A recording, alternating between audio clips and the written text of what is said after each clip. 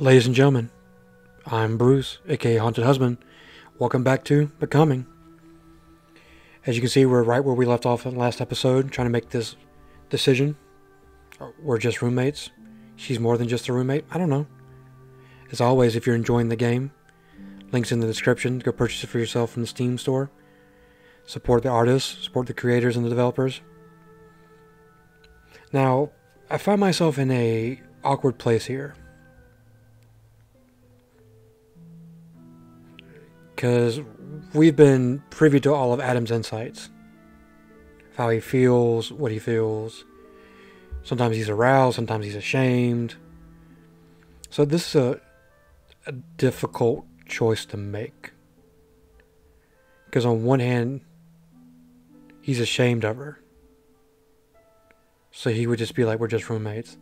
On the other hand, he's kind of turned on by her. So he'd be like, she's more than just a roommate. So this is a difficult choice. I don't see either one of these being a game ender choice. Like, if I say we're just roommates, like, is she gonna get up, storm out, like, pack her stuff and leave? If I say she's more than just a roommate, is she gonna be insulted? Is she gonna slap me, grab her stuff and leave? Like, I don't know how this is gonna go, so I'm not too sure how the story arc's supposed to go. But once again, you only can play the game as you, the player, would play it, or how you feel the main character should play it. So I'm at a crossroads with this. I don't know.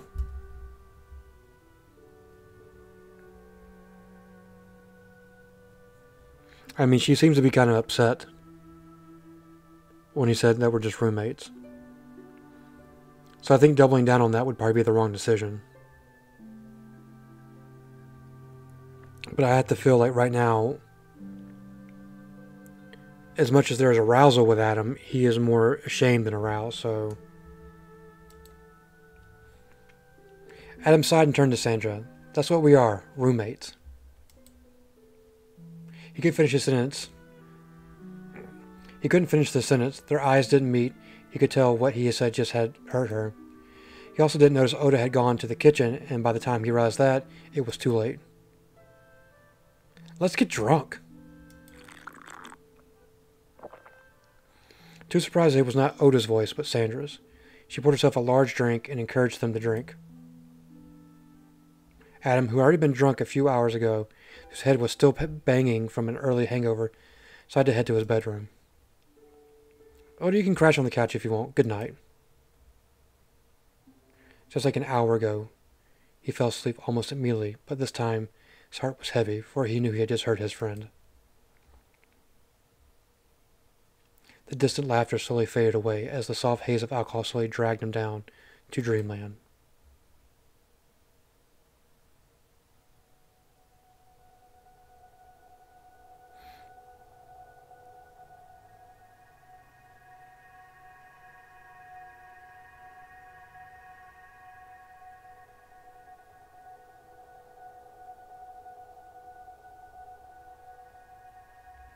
I don't know. Is this a dream sequence?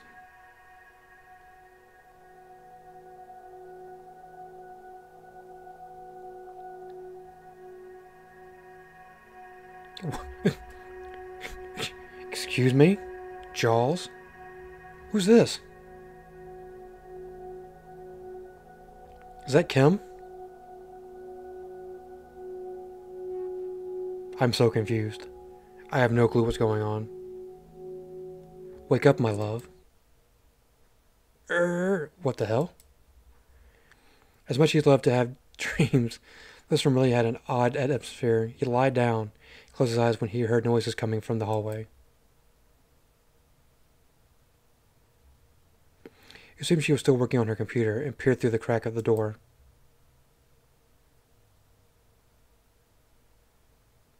That moment when he witnessed Oda kissing her vivaciously seemed to last forever. Shocked by the fact his friend was having his dirty way with Sandra, he felt a burning rage, but it didn't move a muscle. The way both their bodies were moving made him long for intimacy, especially when he heard her moan. Then the eyes met.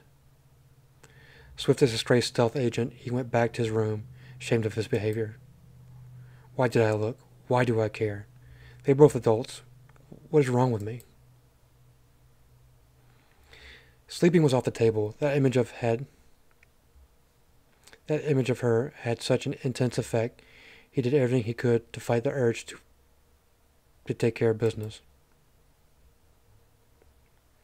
Meditation and self-discipline only worked in movies. He closed his eyes, put a pillow over his head.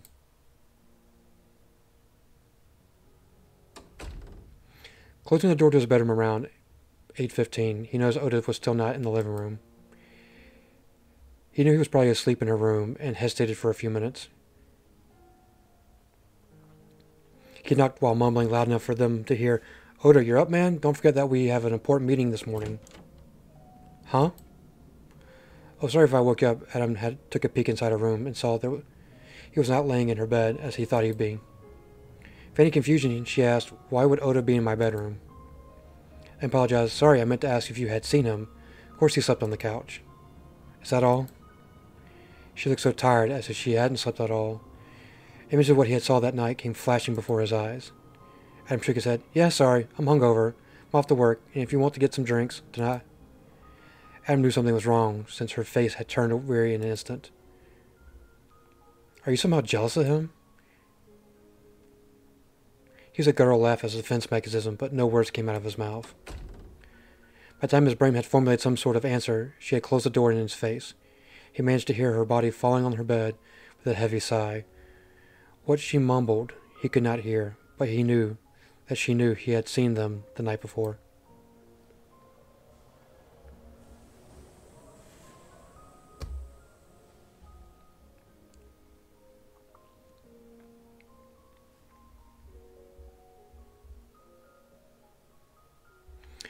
A hungover Oda told Adam he had left earlier to get a shower and some clean clothes, hoping his wife would have forgiven him.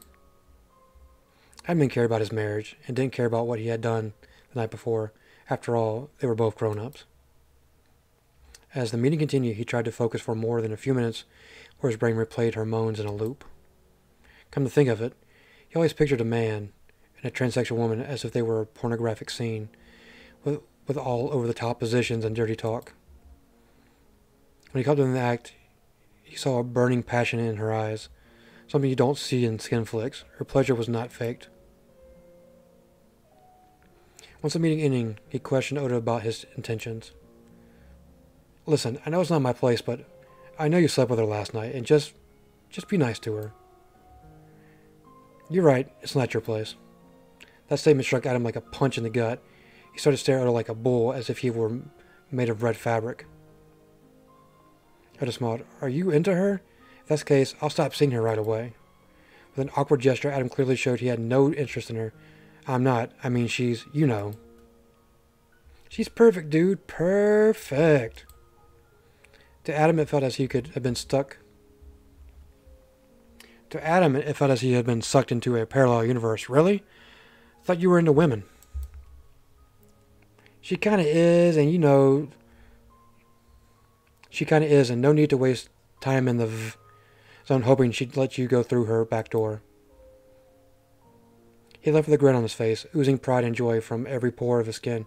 And don't worry, I know she's your friend, so the next time, I take her out for dinner before giving it to her.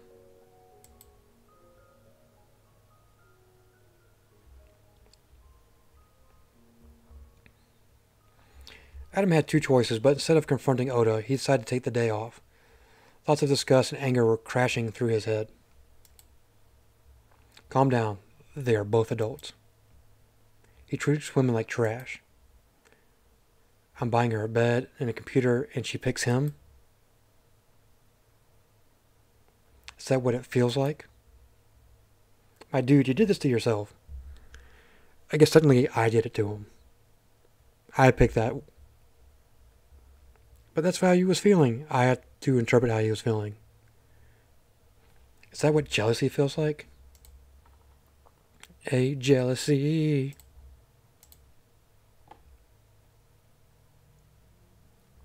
December 1st. So this has been like 10 days since the event. French press coffee and cookies made for a pleasant breakfast. They hadn't spent much time together since her training in infographic and design were close to being completed. That morning she looked a bit pale and weary, yet something in her demeanor indicated that she was quite happy about something. Adam assumed being in a relationship with Odo probably was the reason. Ever since he witnessed them in her bedroom, he never brought the subject up and avoided to talk about anything in connection to the relationships, intimacy, love, as usual.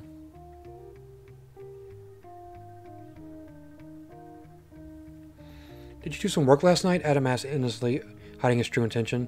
He continued, I mean, people usually go out on a Saturday night. Not that I care, but... I'm so ashamed about what I did last night. Mental images of what these two could have done invaded Adam's mind. I went to bed around 9 p.m. and slept like a baby. Jeez, you're a bad influence, Adam. I'm officially turning into an old person. Shaking his head, he sighed in relief. Not that old. He dipped a cinnamon cookie into his now lukewarm beverage. You look tired, though. Maybe you should take it easy tonight, and... She leaped out of her chair and out, off the top of her lungs shouted the news. I can't keep it to myself, Adam. I have to tell you. I got me a job. Yay me. Weariness had worn off instantly on her fragile face, beaming with pride and joy. Hearing this good news made him smile, and he rushed to her side to express admiration. After all, how many trainees get a job offers this fast? Congratulations, I'm so happy for you, said Adam, getting dangerously close to her without caring if he had invaded her private space. Oh, Adam, it's nothing. Realizing her complete surprise, he backed out. Sorry, I'm just happy for you. I didn't mean to. Sandra giggled. Don't worry. Don't you worry, it was nice. I'm always the one reaching out. I didn't mean to hug you. It was just a friendly tap on the shoulder or something like that. You know, Adam blushed, knowing that he truly wanted to hug her. They sat down quietly, both moved by what had and hadn't happened. Now that his coffee had ingested the cinnamon-flavored pastry, he refilled his cup. Say, can I ask you a question about art? She nodded, her eyes gazing at the pile of biscuits. How does one draw? I mean, when you first started, did you take any lessons? Sandra closed her eyes. When I think about it, there's only one lesson I took. Then it was just practicing the crap out of it. They both chuckled at her poor choice of words. Come on, let's go do something together. I so want to.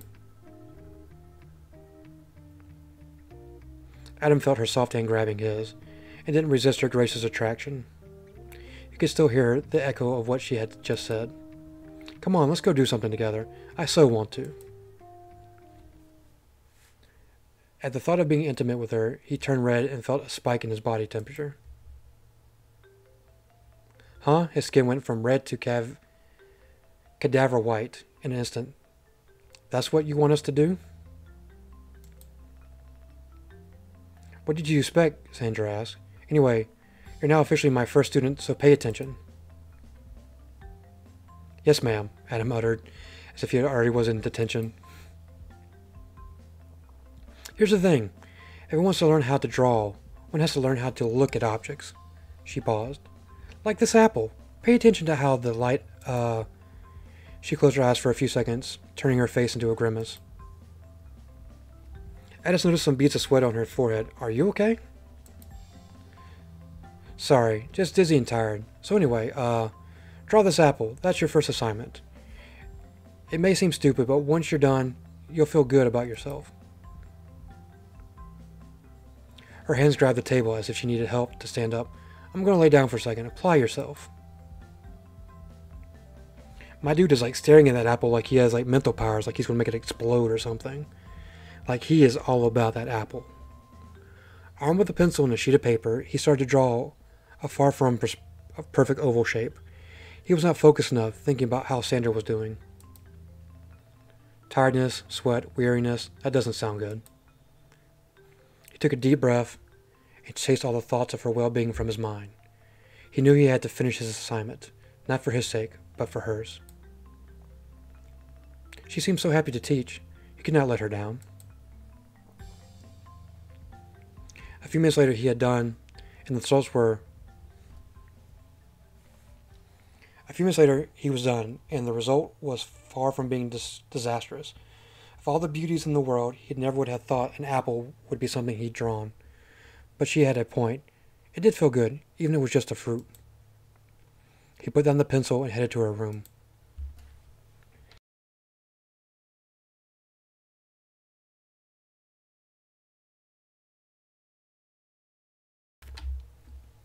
Minding his steps on the laminate floor, he slowly put down his achievement on her desk. Although he was not too close, his ears could hear her heavy panting and moaning.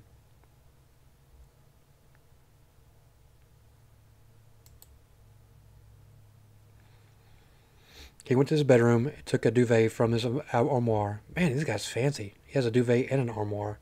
Not too thick, he thought, since what may come next will be forever an erotic... Man, my mind is gone. Not too thick, he thought, since what may come next will be a fever and epic proportions. So I decided to go get buff, get jacked. While she's sleeping, I'm getting jacked. After cleaning up the kitchen, he went to his office to exercise a bit. He tried to be as quiet as possible and decided just to use dumbbells. A deep breathing noise was coming from his nostrils, for he was forced himself not to growl like he used to.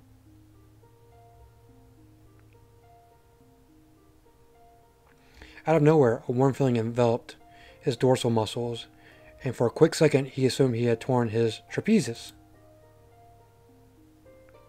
There she was, her burdened body pressing against his back, sitting her warm breath on his neck, or reaching for his torso. Her palms had left marks of sweat on his shirt. He decided not to move, and that if he did, their embrace might disappear.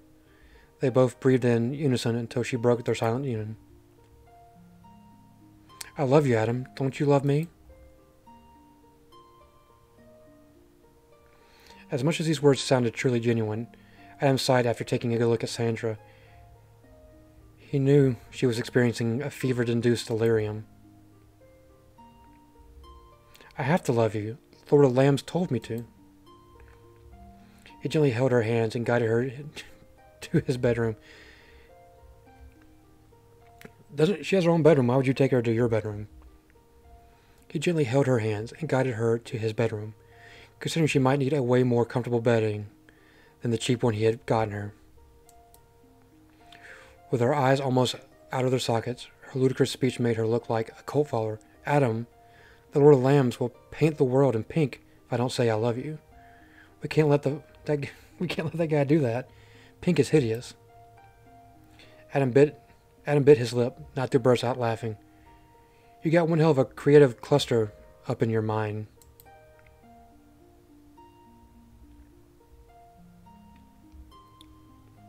It took her less than 10 seconds to fall into the arms of Morpheus, just when she started shivering.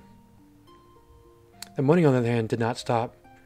Adam was on the phone with his family doctor and asked him to come over just to be sure.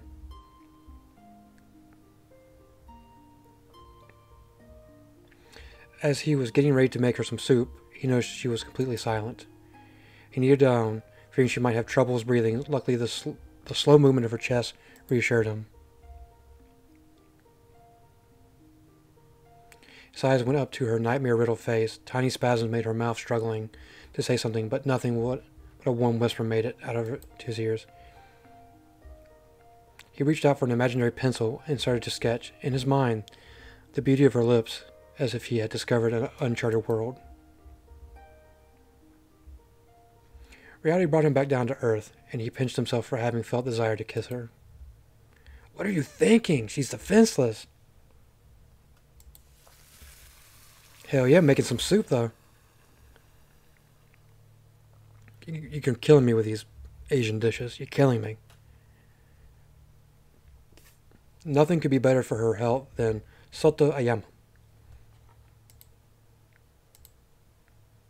A spicy chicken soup from Indonesia with small rice cakes. One of his favorite chicken soup famous all around Indonesia. They spent the afternoon trying to make the best turmeric spicy soup, although he had lacked rice cakes and sambal. Just when it had reached a boiling point, his anguish vanished at the sound of his savior. So she's not in any danger at all. No, it's just the flu. Then again, if you notice any serious complications, call the paramedics. Adam listened carefully to all the warning signs he had to pay attention to. Any health conditions I should be aware of? He had feared the question ever since she had told him that. Ryan. Sandra. Anything at all? Torn between finally accepting her and betraying what he assumed was her secret, he made his choice. Yeah, she was born a male. Adam braced himself for the impact of convalescence, condescendence,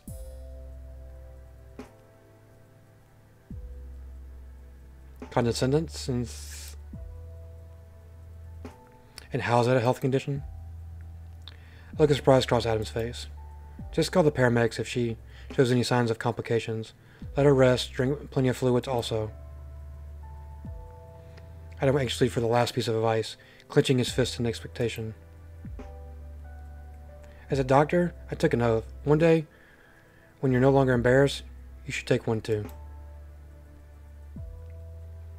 Adam dismissed the lecture and paid the overpriced Sunday call bill and walked him back to the entrance, still trying to figure out the last advice.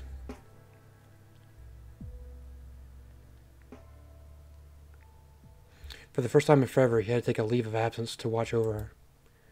For 3 days and 3 nights, he had cared for her. He then overcame his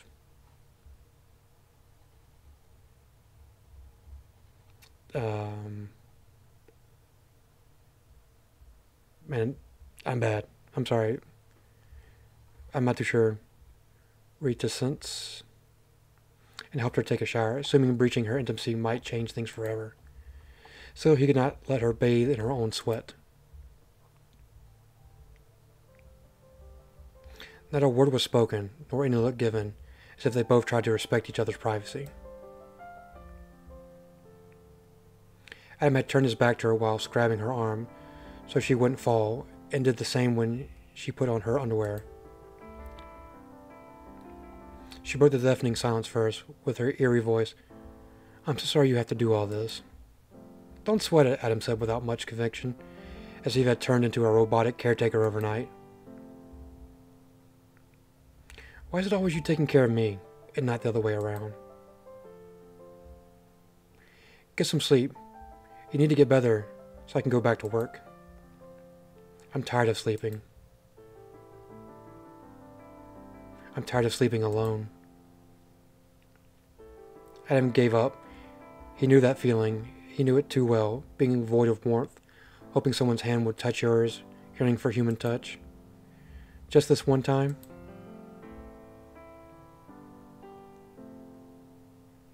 She immediately fell asleep on his shoulder, which, while not as comfortable as a pillow, made her feel safe and sound.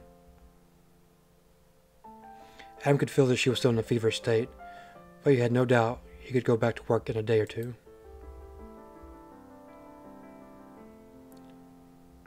He felt she was slowly falling down from his shoulder to his torso and gently laid her on her back. Sound asleep, with a steady breath, he was admiring all the details so often overlooked, be it the crest of her lips, her thin nostrils, a soft pointy chin, or the depth of her jawline. That's pretty good. Pretty good detailing. He could not help but lose himself, submerged by what beauty truly is. He got closer to her lips. And ladies and gentlemen, with that, it's going to be the end of this video. Another cliffhanger. Oh, what to do, what to do. But, as I said at the beginning of the video, if you're enjoying this, links in the description. Go pick it up for yourself. Support these people. I'm really enjoying it. And if you're enjoying it as well, like, comment, subscribe, hit the notification button. You'll be notified when these videos go live. Usually either noon or 5 o'clock Eastern Standard Time. I'm on Twitch at Haunted Husband. I'm on Twitter at hunted_husband. Get at me. And next time we meet, we have a very serious decision to make. And until then, I hope you're having a good day, and I'll hunt you later.